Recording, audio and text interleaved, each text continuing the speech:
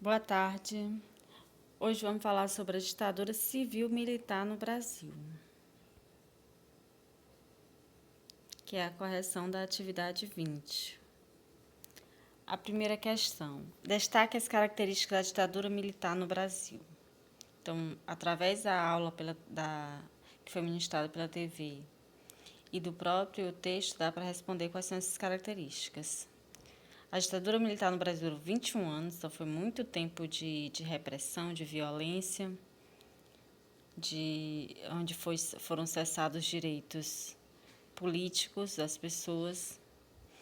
Teve 5 mandatos militares e instituiu 16 atos institucionais, mecanismos legais que se sobrepunham à Constituição. Nesse período houve restrição à liberdade, repressão aos opositores do regime e censura.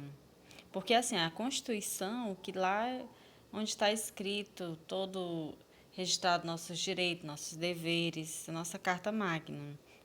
E esses atos institucionais, eles sobrepunham a Constituição. É eles que ditavam as normas aí da sociedade. E eram normas que tinham em conta aí a restrição da liberdade, a repressão, aqueles que se opõem ao regime, a censura, ou seja, ditavam o que permitia e o que não permitia.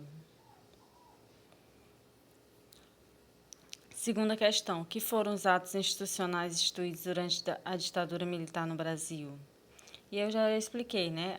Atos institucionais eram decretos e normas muito utilizados durante a ditadura. Eles davam plenos poderes aos militares e garantiam a sua permanência no poder. Então, cada governante, presidente, instituiu um ato, né? Teve o ato 1, 2, 3, 4 e 5. O 5 foi mais duro, mais rígido. E aí sempre eram atos institucionais que davam plenos poderes aos militares, ao governante.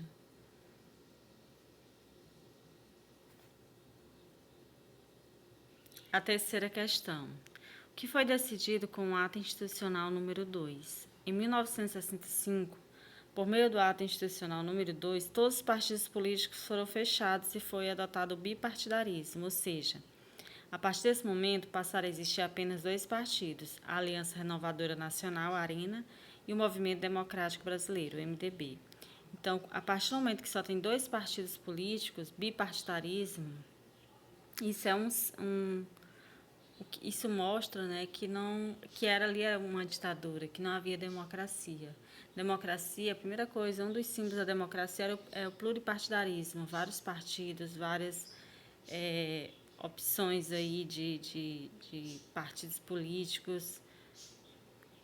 E aí é igual que a gente está votando nesse momento. Você tem várias opções para votar para prefeito, para vereador, vários partidos, vários candidatos.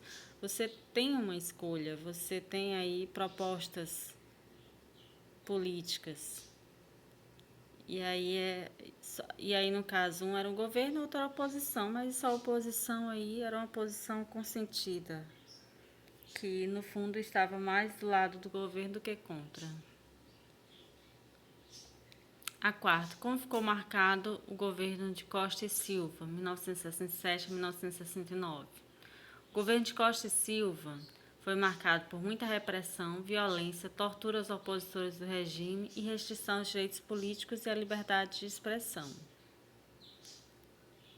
A violência, né, a chamada linha, o período chamado linha dura, período onde houve a intensificação dessa violência por parte dos governantes.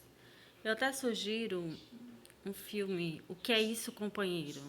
Para vocês terem uma noção de como era a política, como era o cenário brasileiro nessa época. A quinta questão: comente sobre o governo de Médici, 1969 a 1974.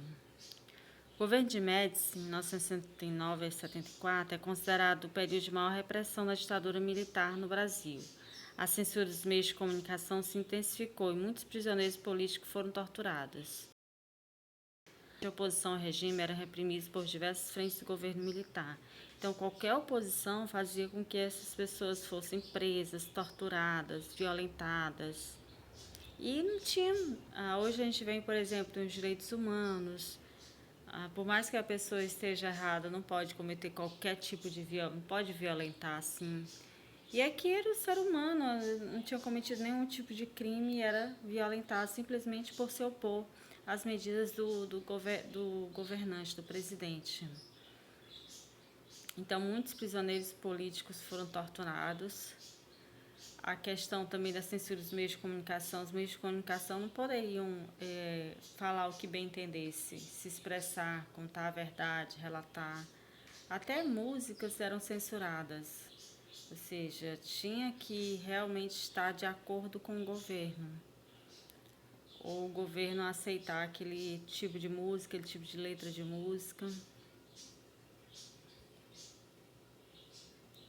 E por último, a sexta questão. O chamado milagre econômico ocorreu no governo de Médici, né? Essa primeira parte aqui que foi trabalhada pelo professor na TV, ele trabalhou o governo Castelo Branco, Costa e Silva e o Médici, que era o chamado milagre econômico, que houve um crescimento econômico, mas que beneficiou mais a classe média. Ou seja, a população em si, a população pobre, foi prejudicada nesse momento. A inflação aumentou, os preços dos produtos aumentaram. Então, por isso que milagre econômico aí está entre aspas. Bom estudo a todos, continuem fazendo as atividades, corrigindo aqui através do vídeo, mandando para a plataforma para que eu possa corrigir e atribuir uma nota, e estudem para as provas que ainda temos que fazer até o final do período letivo. Qualquer dúvida, podem entrar em contato comigo na plataforma.